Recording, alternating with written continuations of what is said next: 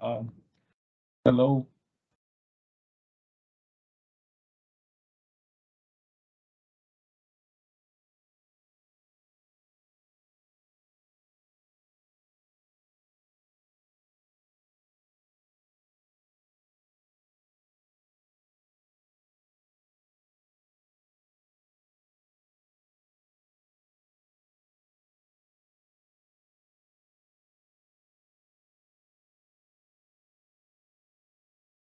Hello, distinguished representatives of NGOs attending today's virtual session from all over the world. Good afternoon, good morning, and good evening. Can you hear me? Yeah. I'm Ukjin Chang. I'm the Chief of NGO branch who will be moderating today's meeting. First, I'd like to welcome all of you to this second information session for the NGOs in consultative status with the ECOSOC. We have over 600 NGOs registered today, but we'll wait. We'll just start the session right now. After our first information session last December, we received a lot of good feedback and comments from NGOs who attended and watched the session. Therefore, we decided to hold this second session today, and we are planning to regularize it to make sure that our civil society actors can make the most of their status by having a broad knowledge of the benefits you can have. This will be a mutually beneficial exercise since it is not only the NGOs who benefit from the ECOSOC consultative status, but also the United Nations. We benefit a lot from the expertise of the NGOs. This morning, we have altogether 4 presenters who will be briefing you for 10 to 15 minutes each about this year's important events, including SDG summits, July ECOSOC High-Level Political Forum, ECOSOC Youth Forum, and UN 2023 Water Conference. Then we will have question and answer session for the remaining of time. Before we begin, it would be appreciated if you can change your name into your official organization title. To facilitate the session, we ask you to send us questions in advance through the link we provided before. And if you have further questions, please feel free to type your question in the Q&A tab, specifying either the name of the speaker or the event. We'll open the Q&A tab during the presentation and close it right before the Q&A session begins. Our presenters will try to answer any questions raised. Without further ado, I'd like to introduce and give the floor to Ms. Marion Bartholomew, Director of the Office of Intergovernmental Support and Coordination for Sustainable Development. She'll be presenting you on the overview of the ECOSOC this year and the SDG Summit. Ms. Bartholomew, you have the floor. Thank you, Jean, and hello to and welcome to all our NGO colleagues. So as NGOs in a consultative status with ECOSOC, you are in a privileged position to participate in the work of ECOSOC and the United Nations. But we realize, with many of you being also outside New York, that it's not always easy to know what's happening and where it's most important for you to engage. So this is why with Jean, we thought it's a good idea to launch these briefing sessions and give you the opportunity to ask some questions. So what I'll do is give you a quick idea of the upcoming events of ECOSOC, and then I will speak about the SDG Summit. So I think I have about 15 minutes, but Jean will certainly interrupt me vehemently if I go beyond. So First, on the ECOSOC cycle and the July HLPF, so there is an annual theme for ECOSOC and the high-level political forum on sustainable development. And in 2023, it is accelerating the recovery from the coronavirus disease and the full implementation of the 2030 agenda for sustainable development at all levels. And this theme is supposed to be addressed in all the meetings and segments of ECOSOC and in the functional commissions and other subsidiary bodies of ECOSOC. But of course, it was decided in 2020, and the world has deeply changed since then. So the HLPF will not only, and ECOSOC will not only address the impact of COVID-19 and the recovery from COVID-19, but they will also look at the impacts of today's multiple crises. And the approach that they take is not only to look at the impacts, but to really look at how we can respond to this crisis in a way that advances the SDGs, the Sustainable Development Goals in the long run. So the ECOSOC season, is from January to July, and it was kicked off by the Partnership Forum and the Coordination segment, late January, early February. And those provided ideas and recommendations to be addressed in ECOSOC and its functional commissions between now and the end of the session. There will be soon 2 forums of ECOSOC on means of implementation.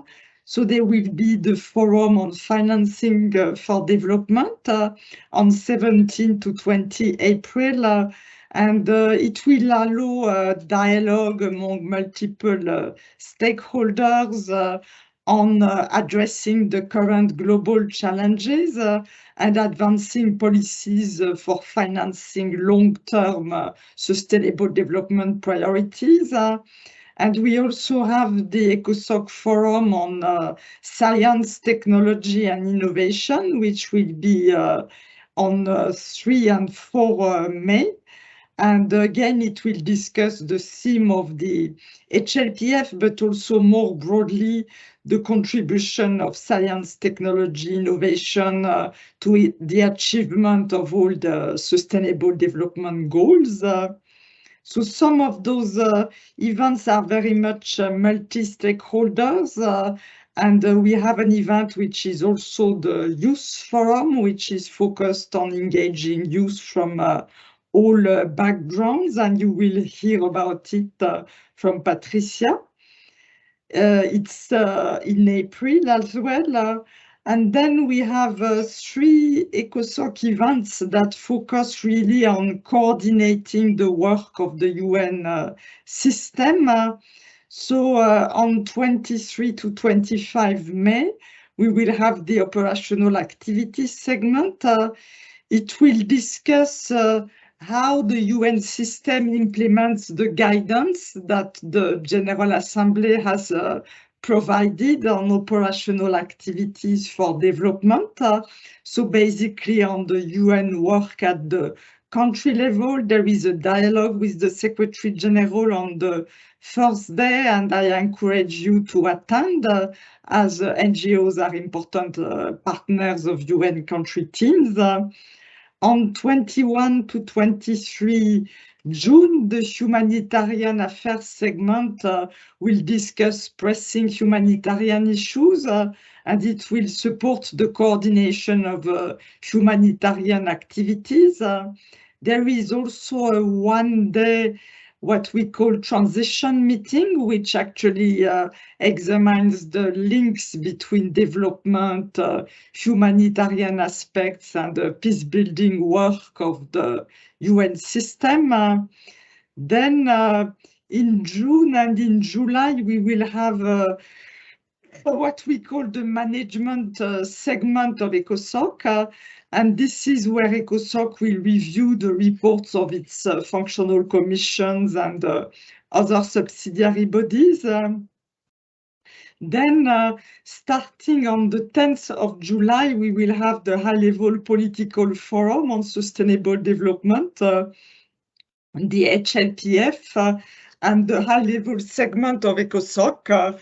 And this is, excuse me for... So this is a little bit the apex of the ECOSOC session.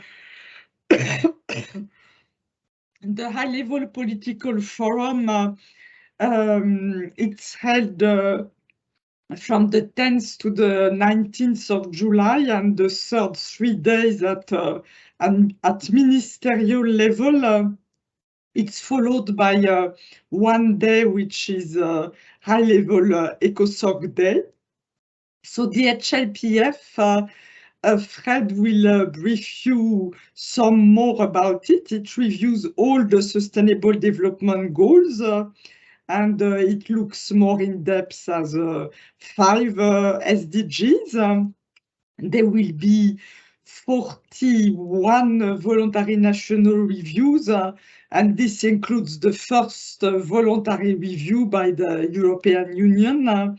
And those VNRs, as we call them, they have been a success story of the 2030 agenda. All UN member states, except about 10, have conducted a voluntary national review.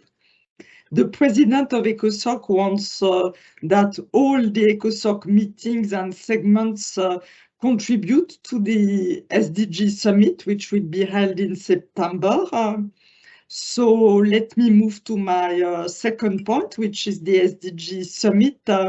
It's really a key focus of attention this year, and the Secretary General has said that it's the centerpiece of the UN events this year, and there are several of those.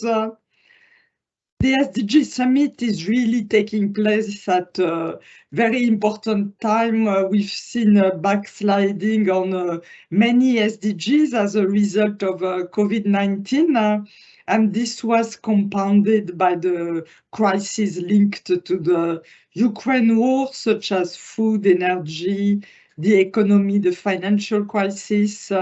So there is agreement among the member states and stakeholders that the SDG summit must send a wake-up call that the SDGs are at risk, and that urgent action is needed to reverse the ground that we have lost and to achieve the goals, because we very much trust that we can still achieve them. What we hope is that the SDG summit will revamp the enthusiasm and the optimism of the SDGs. It should really send this message I just shared, that we can achieve the goals if we adopt ambitious transformative policies.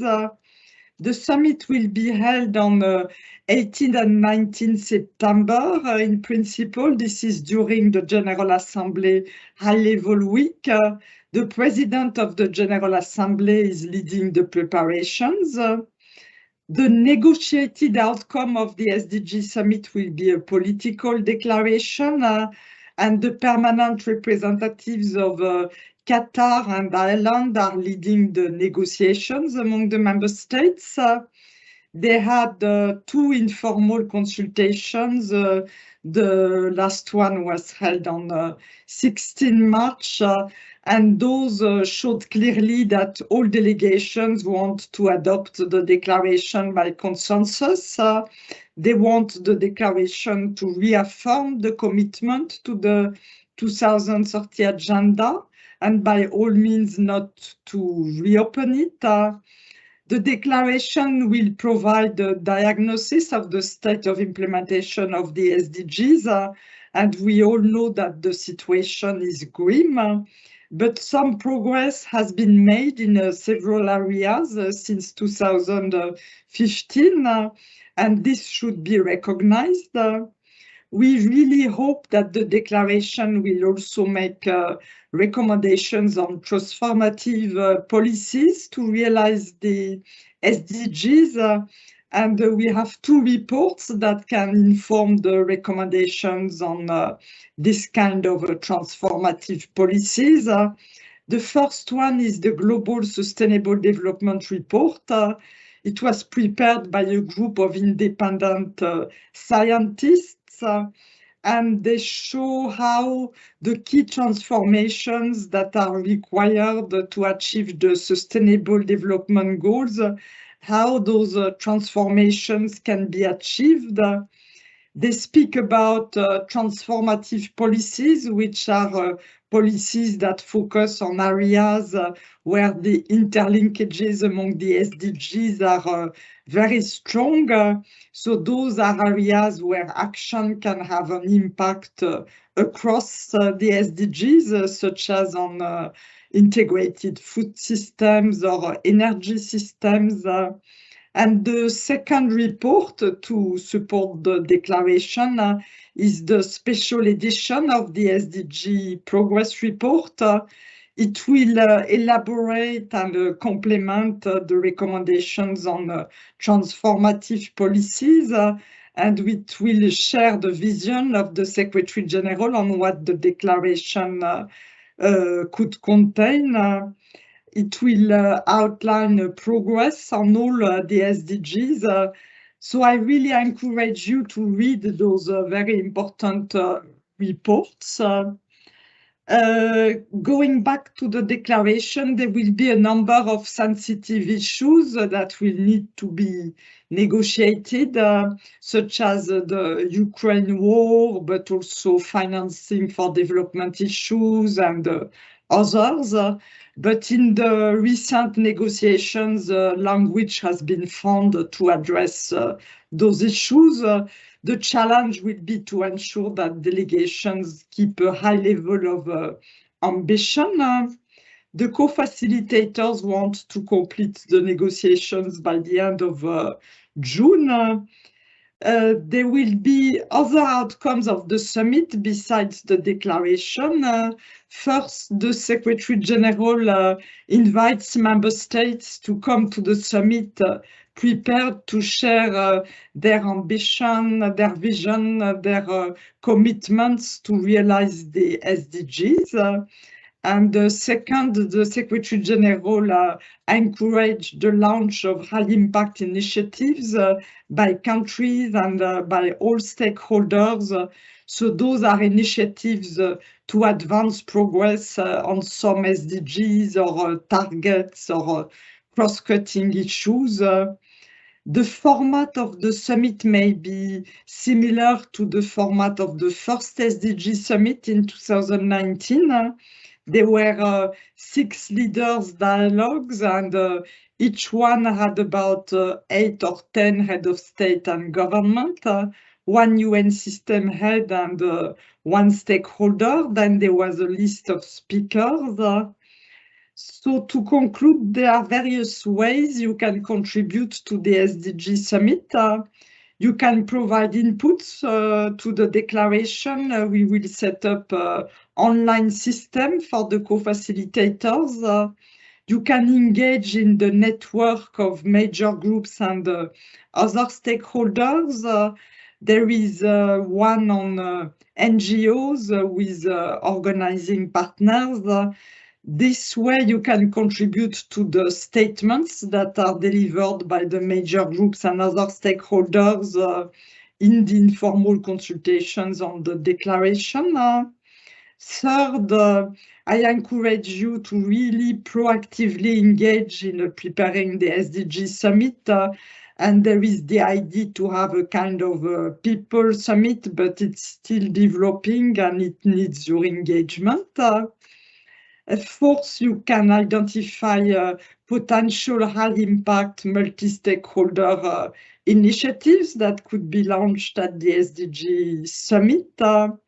You also have an important role to advocate for your government to agree, on ambitious declaration and on commitments to realize the SDGs.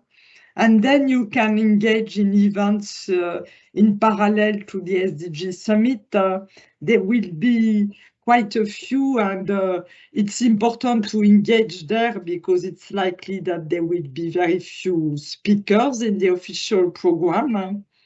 But to conclude, we very much look forward to your engagement in the whole ECOSOC session and the SDG Summit. You have a unique knowledge about the issues related to sustainable development, implementation at country level, ways to reach the poorest and most vulnerable people, science and technology, and so forth. So Jean is here to assist you in engaging in the various processes, and the whole team in DESA will be here to support you. Thank you.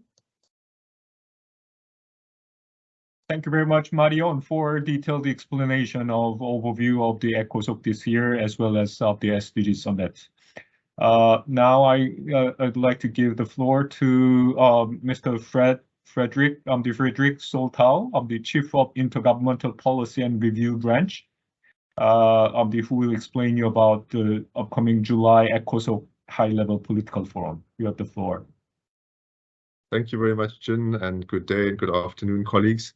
As was mentioned, I will say a few words about the HRPF, which will be meeting under the auspices of ECOSOC in July, as it normally does. And as Marion explained, we also have then, of course, the summit, the GA level meeting of the HRPF during the high-level week in September. But turning back to July, very, very important meeting. As Marion also mentioned, the president of ECOSOC is seeing all the ECOSOC events and forums as a build-up to the summit, and in the same way, the HRPF this year will serve sort of as a pre-summit moment or pre-summit event to build political momentum and bring together some of the substantive ideas that will feed into the SDG Summit. So the HRPF in July, important in its own right, but also this year especially important as sort of a stepping stone or a waypoint on the way to the SDG Summit. Let me begin by saying a few words about the program. The program of the HRPF runs over 8 days and then a 9th day of the high-level segment of the Economic and Social Council. Those 8 days of the HRPF are fairly tightly scripted. The HRPF has a number of mandates which determine the allocation of sessions and time available to the forum. Very importantly, and in the forefront, of course, is the review of the goals during that session. Every year, the HRPF has under in-depth review a set of SDGs.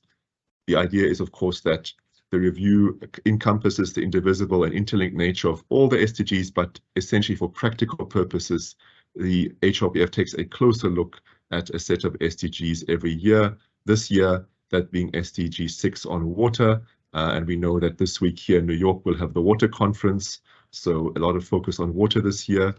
The other SDG under in-depth review, SDG 7 on sustainable energy, SDG 9 on infrastructure and innovation, SDG 11 on human settlements, and then as every year also SDG 7 on partnerships for the global partnership. So very important key SDGs, those form in a sense the backbone of the first 5 days of the HRPF. Around that are other sessions looking at countries in special situations, looking at, for the first time this year, the situation of middle-income countries, and also, of course, beginning on the Friday of the first day on the 19th, the review. Sorry, not the 19th, but that Friday, looking at the first session on VNRs and continuing in the ministerial segment then with the VNRs, of which we have 40 countries this year, 40 countries conducting their voluntary national reviews, and for the first time the European Union also conducting its first voluntary review. So a full set of VNRs which have become a key component of the follow-up and review function and experience sharing platform that is the HRPF. So a very important set of VNRs and reviews happening. The traditional session set aside for the major groups and other stakeholders, which is a session that they organize and put together, and looking at their vision and their priorities on the SDGs and the review of the 2030 agenda. The HRPF program will also have a high-level opening on the second week. We hope to have, as we traditionally do, the Secretary General. Other high-level speakers will be there during that high-level opening. One of the lead-ins and key reports for the HRPF is the statistical report on progress on the SDGs prepared by the Statistical Division with input from the UN system, drawing on the National Statistical System's inputs. That is the report that informs the progress. Every substantive session or every thematic session on SDG review will have a short kick-off from the statistical colleagues to set the scene.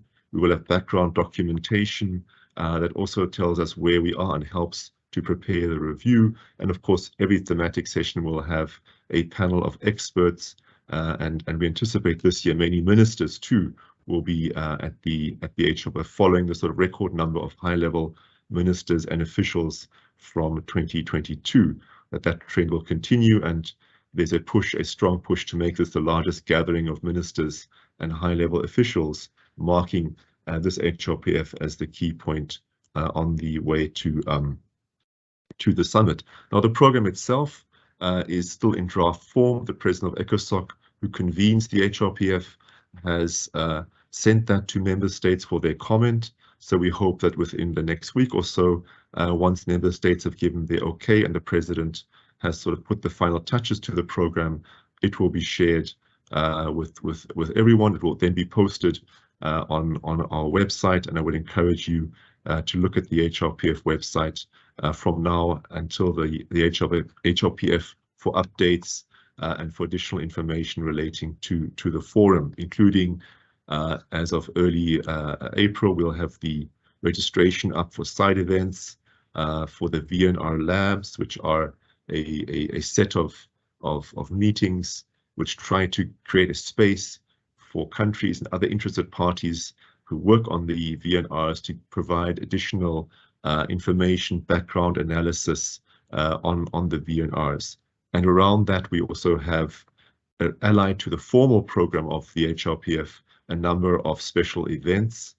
More information on those will also be on the website, and my colleague Nayara may chip in with a few details on that, but we have those special events which also really form an integral part, even if not a formal part, but an integral part of the HRPF, which really is, which goes well beyond, as many of you know, the formal program on its own.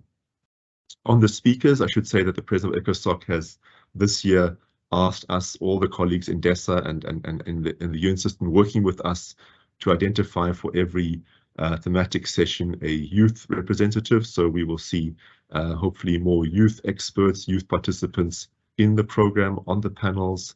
That will be a core and key as distinguishing feature this year, and in keeping with the emphasis on youth, and also linking us with the youth forum, about which Patricia will say a few words. The theme is Marion has mentioned the theme of the HRPF. We've tried, as she mentioned, to broaden that a little bit, to go beyond the issue of dealing with the corona disease, which now is still lingering, but not necessarily in the forefront as we confront the polycrises, as the wording is. One last word on the program. There's a lot to be said, but packed into those 8 days, there's a lot there, and also on the 9th day, the high-level segment. Just to mention too, that some of those forums, for instance, the Financing for Development Forum, its outcome will be reported and is reported as customarily to the program. This year, the Financing for Development Forum, of course, very much an important precursor for the summit negotiations, a lot of expectation on financing, but those those outcomes will be reported to the forum, as will be those of the multi-stakeholder forum on science and technology, the STI forum, which meets from 3 to 5 May, and its outcomes too will be featured in the HRPF. Similarly, the GSDR scientists, the independent group of scientists that are preparing the GSDR, will also be, some of them will be present here during the HRPF week, and we expect to see them on panels and I'm sure in side events to share the insights from the GSDR. Now, my last point relates to the general debate. While during the Corona time, the general debate was essentially abbreviated and took place remotely. This year, we are reintroducing the in-person general debate, which will begin on the second week and continue in parallel, sometimes with VNR sessions. And of course, in that debate, we'll have around, estimate, I think, 13 to 14 hours, sufficient for ministers and high-level officials to make their statements, but also for ECOSOC accredited NGOs to make statements, time allowing. But one of the considerations from the side of the Secretariat with respect to the general debate was also ensuring that there is space for NGOs to make formal statements in that part of the debate. I think with that, I will close my presentation, and I'm happy to answer any questions when the time is right. Thank you, Jen. Thank you very much, Fred. Now I'd like to ask Ms. Patricia Chavez, the Senior Officer of Inter-Organizational and Inter-Institutional Support Branch, to present you about the ECOSOC Youth Forum. Patricia. Thank you, Jean, and greetings to all connected today. I am pleased to update you on the preparations of this year's ECOSOC Youth Forum as part of the different ways that the Council aims to meaningfully and inclusively engage with youth in the work of the Council. I want to update you a little bit from the last briefing that we had with you, and indicate that the dates of the forum have changed. Is going to be taking place now on 25th, 26th, and 27th of April, guided by the theme of the 2023 HLPF, as indicated by Marion and Fred, but also reflecting issues of interest to youth. The third day of the forum on 27th of April will be devoted for young people to offer their assessment, vision, and recommendations for the SDG Summit in September of 2023, as Marion and Fred have indicated. The forum aims to offer an opportunity for young people to voice their views, concerns, and galvanize actions on how to expedite the implementation of the Sustainable Development Goals. It is also intended as a UN platform for young people, high-level government representatives, youth delegates, and other youth representatives to have a candid dialogue among themselves, and exactly these joint actions that they can take to accelerate implementation of the SDGs and contribute to the implementation of the 2030 Agenda. Now, the objectives of the forum are to mobilize youth, to accelerate recovery and rebuilding efforts from COVID-19, to provide a platform for young people to meaningfully engage in a dialogue with UN members and UN entities on transformative pathways to realizing the SDGs, to share knowledge, skills, and lessons learned in achieving the well-being of young people and ensuring their meaningful participation and engagement in policy making, showcase ideas, solutions, innovative initiatives, as well as individual and collective action by youth and others to advance the SDGs based on national, regional, and global experiences.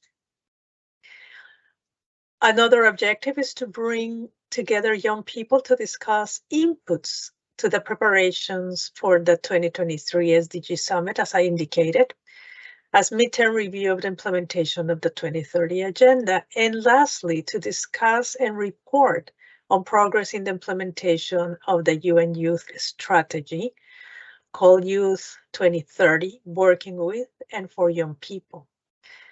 Now, the sessions and the discussions at the forum are very much youth-led and youth-driven.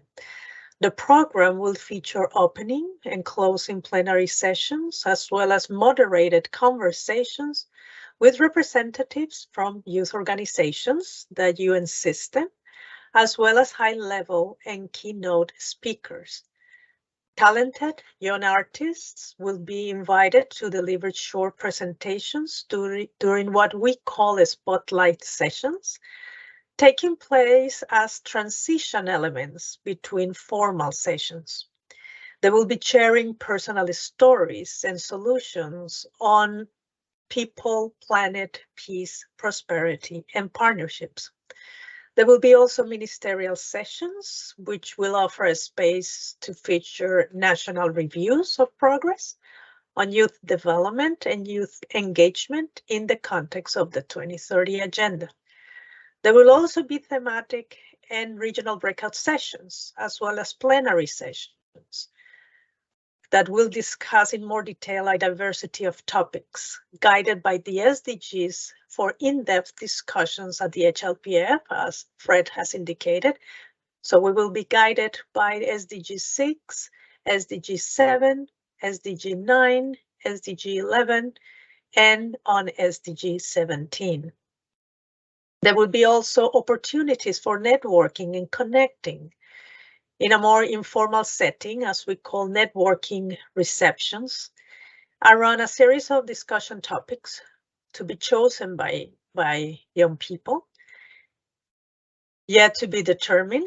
We are still in conversations with them to see which will be more fitting and more relevant issues for them to discuss at these networking receptions. And those sessions in the networking receptions will be led by a selected group of moderators, young people in particular. A ministerial lunch will be organized with the kind support of partners on 25th April.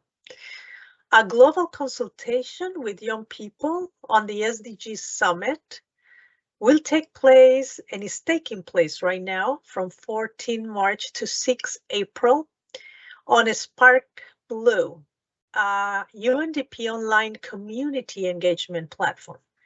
This consultation will kick off a global online mobilization process to hear from youth around the world in advance of the ECOSOC Youth Forum. And the outcome of this consultation will feed into the session at the forum related to questions and answers, what changes do young people want as contribution to the SDG Summit 2023, taking place on 27th of April. Now, colleagues at the regional commissions, at partner UN offices, and at youth-led and youth-focused organizations involved in organizing sessions at the forum are also organizing further consultations with their own youth constituencies in advance of the ECOSOC Youth Forum.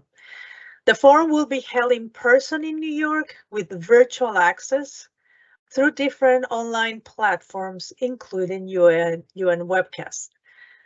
These platforms will be announced soon at our website because we haven't decided really which ones will be more fitting for different formats of discussion at the Youth Forum sessions.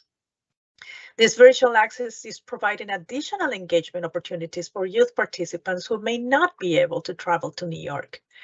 Offices of the UN resident coordinators and the rest of the UN system, including the regional commissions, have been invited to provide support to connect young people to the sessions of the Youth Forum.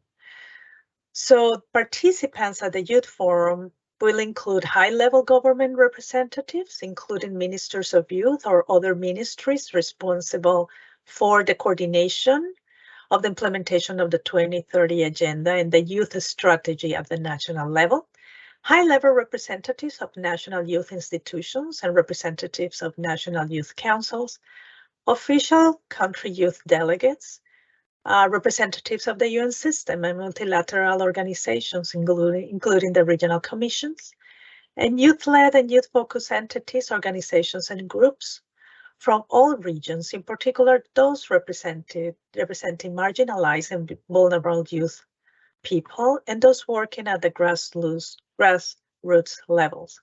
The outcomes of the forum will be an informal summary of the proceedings by the president of ECOSOC, capturing key messages and findings of the different sessions, as well as a presidential statement as inputs to the high-level political forum, the high-level segment of ECOSOC in July, and the SDG Summit in September.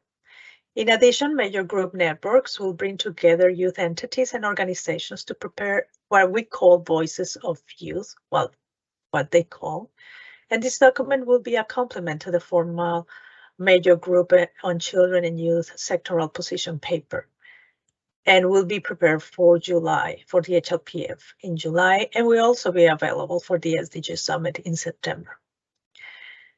Now, the main partners of the ECOSOC Youth Forum, the forum is convened by the president of ECOSOC with the support of DESA, with the support of the Office of the Secretary General's Envoy on Youth, the United Nations Interagency Network on Youth Development, the Major Group for Children and Youth, and the International Coordination Meeting of Youth Organizations, with technical inputs from youth-led and youth-focused organizations relevant to the theme of the forum. Lastly, I would like to say just a few words on the side events. This year, the side events will be held mostly virtually. There are other side events that will be held in person at the UN Forum, at the ECOSOC Youth Forum, but the problem is that we're having a little bit of challenges on availability of rooms at the UN headquarters for in-person side events.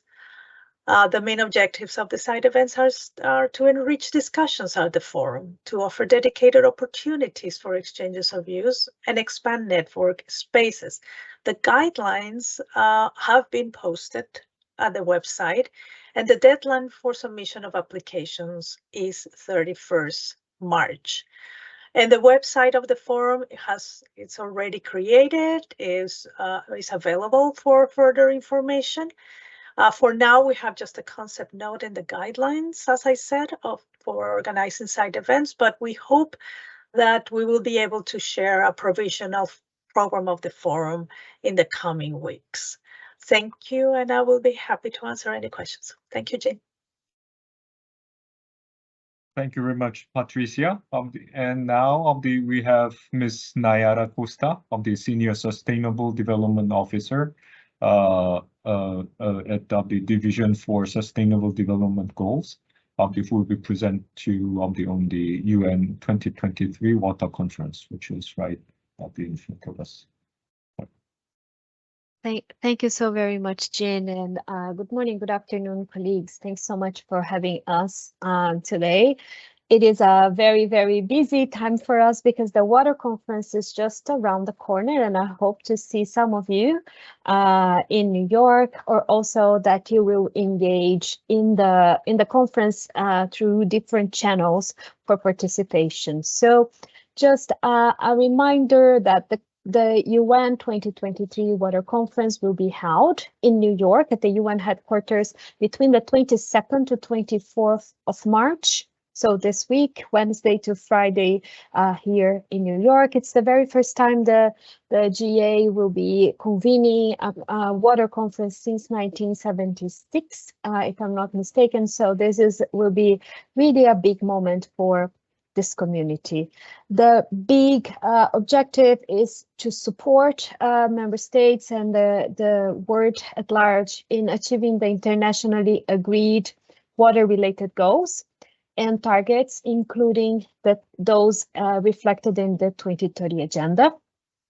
The conference has two co-hosts, extremely active, mobilized co-hosts, the Republic of Tajikistan and the Kingdom of the Netherlands. And both co-hosts, they are also hosting parallel sessions, events, and activities around the city this week. UNDESA is the secretariat of the conference, and we have been working in full collaboration with UN Water.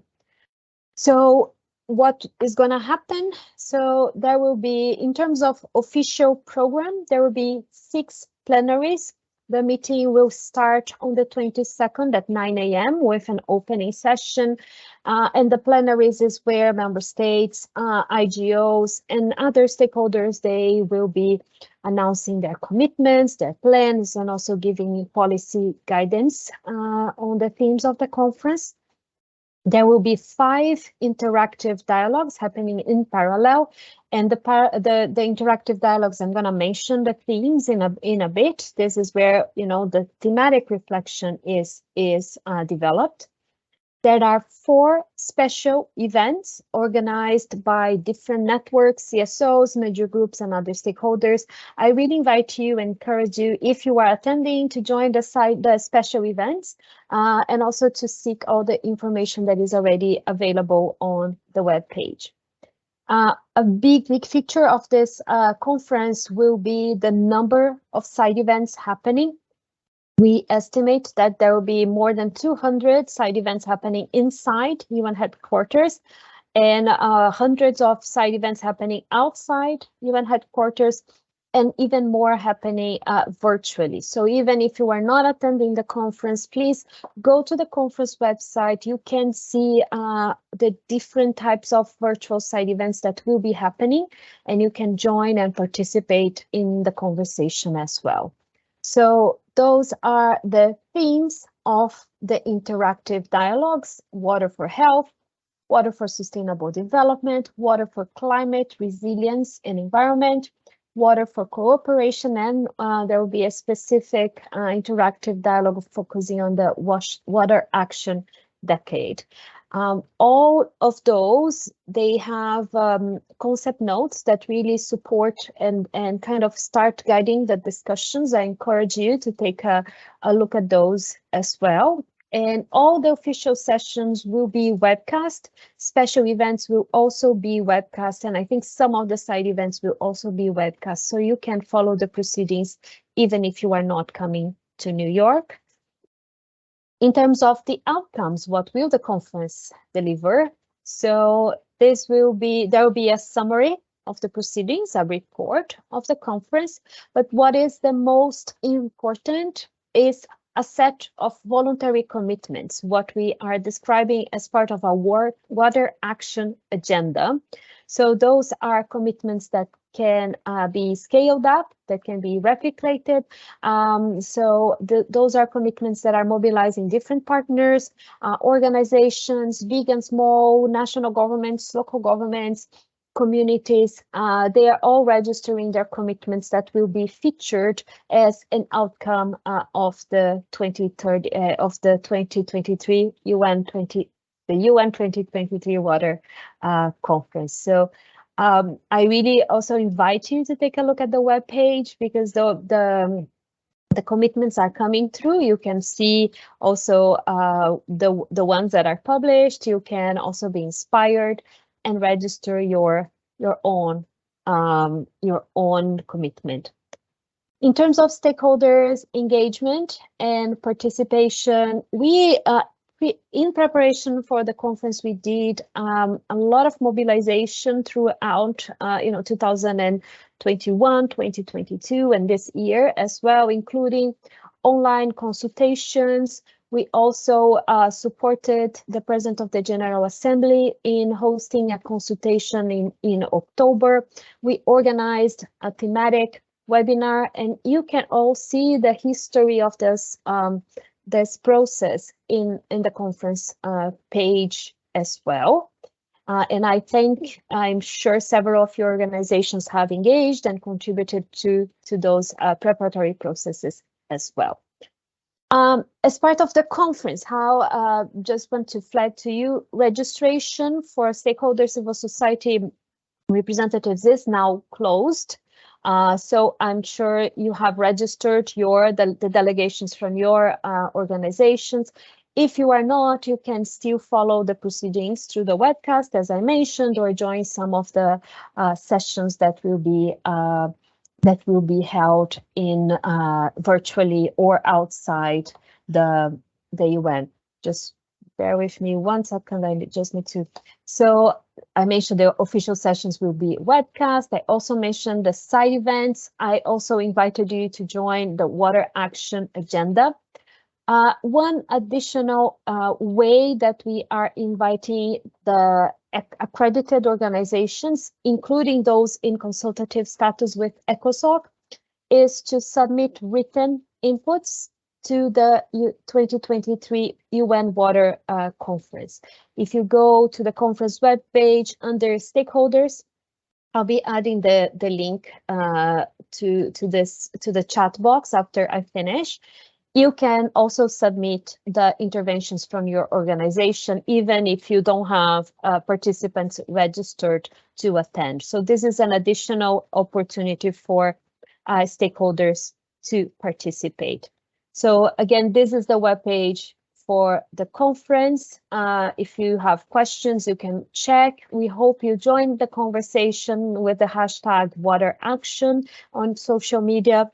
And yes, I'm happy to support with any questions. And before I give it back to you, Jim, just want to mention 2 things that Fred has highlighted. The STI Forum, which will be held in 3 to 4 May. Registration is now open until the 14th of April. We encourage colleagues from organizations in consultative status with ECOSOC to also register, because you will be, this is a way for us to keep communicating with you and sending updates about the forum as well. And the other one that I'll be flagging to you is that we have an open call for one of the special events that we organize in partnership with UNITAR. It's the SDG Learning, Training and Practice. So there'll be, we usually organize a series of training sessions at the margins of the HLPF as a special event. And there is an open call for partners that are interested in sharing their tools, methodologies, approaches, so they can apply through an open call, including organizations in consultative status with ECOSOC. So I'll be sharing the link with you as well. And I think this is all from me. Thank you so much. Jane, over to you. Thank you very much, Naira. We only have 10-15 minutes but we'll try to answer some of the questions raised by you. First, on SDG summit, I'd like to ask the questions was of the SDG summit can NGOs attend virtually or in person? Second question is since 2015. What has been achieved on SDGs and what has been communicated with civil society organizations? So those are the 2 questions to Marion. Thank you, Jean. So the second question is what has been achieved on the SDGs, is it correct? Yes. Yes. So let me, I can start with that one. So there will be the SDG progress report that will give the latest data, and it will try to have nowcast to get data.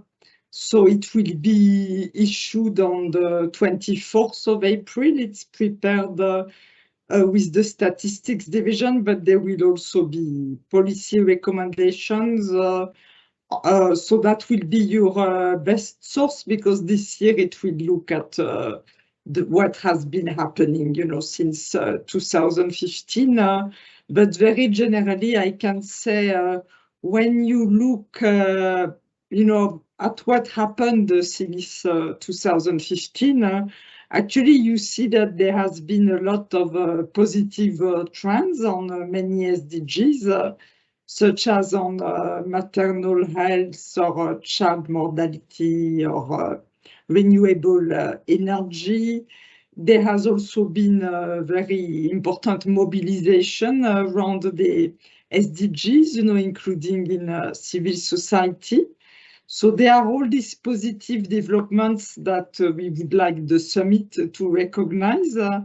And then on the negative side, you know, we've had the crisis, COVID-19, you know, which impacted negatively on many SDGs also, but didn't bring us back usually, you know, to the situation in 2015. But on poverty, you know, we had increases in the number of people living in poverty, whereas we plan to eradicate poverty by 2019. We've seen increases in hunger, problems with debt financing for development, you know, which are key means of implementation of the Sustainable Development Goals. So very generally, that's on this question. I saw in the chat box there was a question about taking part in the preparing the statements. So very quickly, in the general debate, you know, that will be held in July during the ministerial days from 17 to 20 July, you can participate. I mean, the NGO committee approves the list of NGOs who can speak in this general debate. Usually, I mean, the practice is they speak in the end, you know, after all the member states. So we hope that all those approved to speak, you know, will be able to speak, but probably it will not be possible. We get a good number, but I mean, maybe not all will be able to speak. The other opportunity, which is very important, you know, is to speak during the informal consultations on the declaration of the SDG summit. So this will be between now we have the next informal consultations on 14 April and the end of the consultations in June. And to participate in preparing the statements, you need to contact the organizing partners of the major group on NGOs. So I think you can find this information on our website, also how to connect. And on whether it will be possible to attend the SDG summit in person. So I don't think the rules are agreed on, but maybe Jean will be able to answer, because we have this committee that comprises several departments and determines the rules for entry into the building.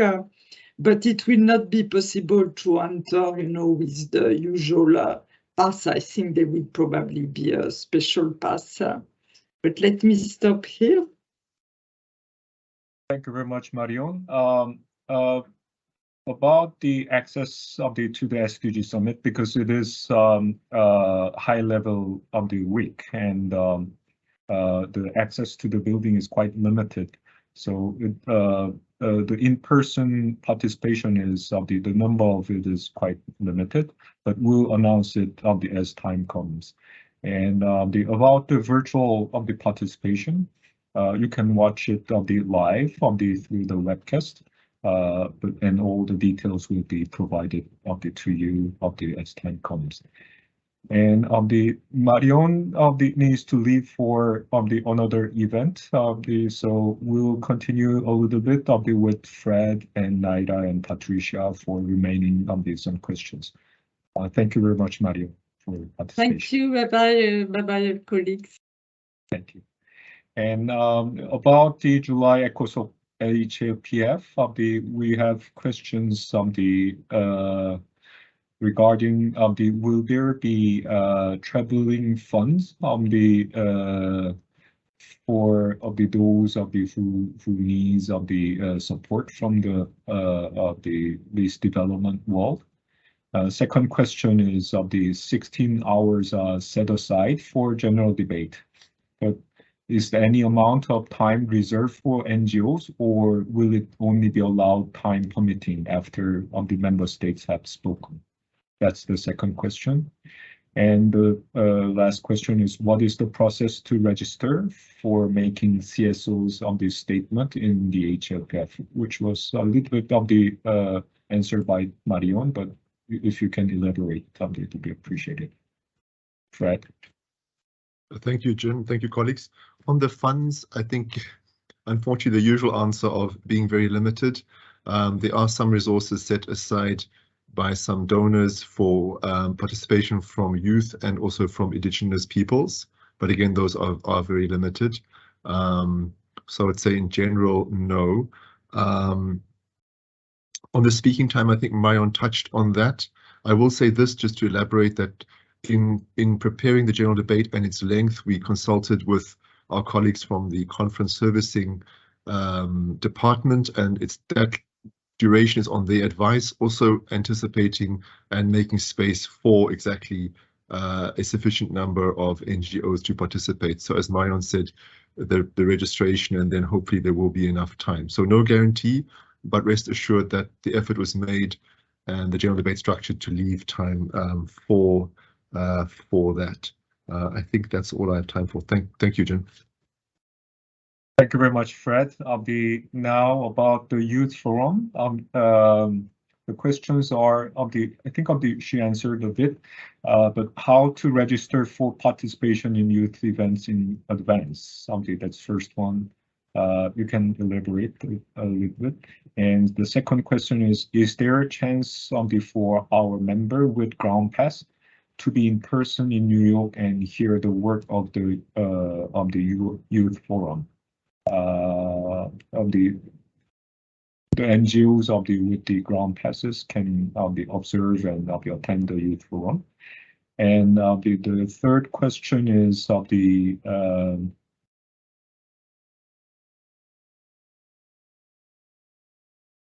is there a mechanism for NGOs in consultative status to bring students to UN events, separate from requesting the ground passes? On this, the general rule of the UN ground passes is to the ground passes can be issued to those above 18 years old. So you might Patricia can explain what will be the modality for the special events like that. Over to you, Patricia. Yeah. Thank you, Jean, and I thank you all colleagues that have asked questions about the Youth Forum. We are having a challenge of a space this year for the Youth Forum, and that presents a challenge in registration. When the Youth Forum has been held virtually, that we did for the past 2 years, the registration was not an issue. There are several platforms that were available for youth to engage. But this year, because of the space of the rooms, of the conference rooms, and for security reasons also to access the UN premises, we have relied on youth-led and youth-focused organizations sending us a list of youth participants and youth representatives in order to send invitation letters and to register to come to New York and participate in person. There is no limitation and access to the forum virtually, in other words, but for in-person participation there is. So to answer your questions, we have relied on that list of youth representatives that have been sent to us by our partners, by the UN system, by the regional commissions. And so we have tried to be as inclusive and as broad participation, representing all levels, all sectors, all groups of youth and young people to participate in person at the UN. And that's where the registration has been focused on, in other words. We are going to close that registration at the end of this month, and I have to tell you that as of now, that we may need to close it even earlier because there is a lot of interest of youth to participate in, and we're trying to be as inclusive as we can when it comes to in-person participation. Now, if you are having an organization that has grant passes for the UN and you would like one of your representatives to participate at the ECOSOC Forum, I would suggest to please send an email to Jin and let us know who this person is and what role would they like to play. In other words, in the sessions of the ECOSOC Forum, that will be easier for me to answer you directly. Now, I know that a lot of member states or organizations bring students to the UN for events. And that access needs to be the responsibility to those organizations that are bringing groups of students to it. That's different from those students participating in the Youth Forum, which is a separate and longer conversation that we have right now. But at this point, our office is not responsible for those groups of students which are under an organization, a different organization, organizing events in the UN. That organization needs to be responsible for that group of students at this point. In particular, if those students are under 18 years old. Thank you. Thank you very much, Patricia. We have our final question is to Fred. Will CSO see drafts of the joint statement before it is finalized by the end of June, or be part of consultations about the content of the statement? That will be the last question of today. Okay, so I think the question refers to the political declaration outcome for the SDG summit. And as Marion mentioned, that is currently under preparation. And the co-facilitators have released an elements paper, which is sort of their outline for the political declaration, which is available on the SDG Summit website. So if you type in SDG Summit website, you'll find our page. Under outcomes, you have the draft. We are also posting there all the statements by member states, as well as from the major groups. And at every meeting so far, and that's the practice at the after member states have spoken to representatives of the major groups, other stakeholders make their verbal inputs, and their written statements are also collected. And we have a separate process to collect from the 21 or 22 major groups their inputs to the zero draft, and the zero draft is expected to be released on the towards the end of April.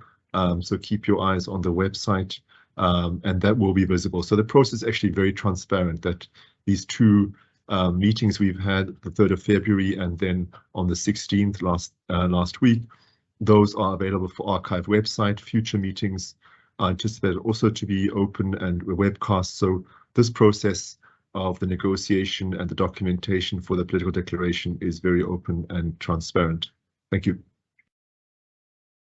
Thank you very much, Fred. I think Nayara gave excellence of the presentation, so there is no question for you I'd like to thank everybody for attending today's session and asking questions and the answering of the questions. We hope it was helpful for you and for your organization to update about the key events coming. As I mentioned before, we will regularize this kind of session in the future with better contents and program. After the meeting, feel free to contact any of us or whenever you have any specific questions. And we'll, of course, share today's recorded version through our website so that those who could not attend today can benefit from the session today. Thank you very much for everybody for your precious time, and we are looking forward to the further collaboration and contribution of NGOs. Thank you very much again for your time. Thank you very much. Bye.